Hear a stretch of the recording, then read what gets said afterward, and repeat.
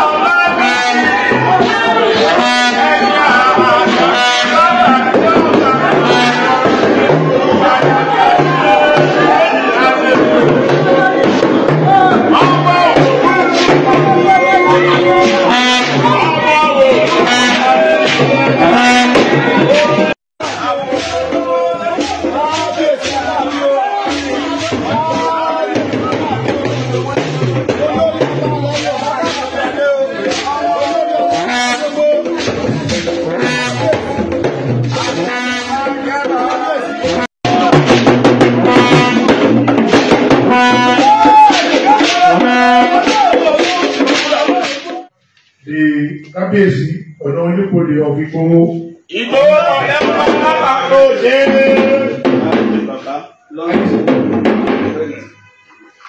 At the same time, I have the Onítẹ̀lé of Pèdé.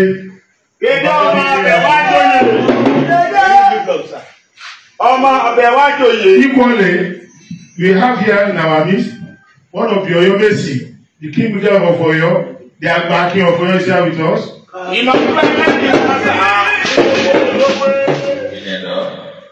The celebrant today, we have come all the way from Oyo to grant your I personally have to tell you that I feel so excited to be here tonight.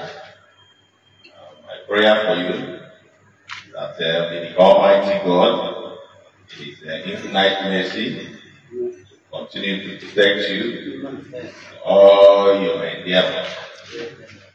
When after 7, we come to the same place. Tomorrow, sir, will welcome you. We are in our young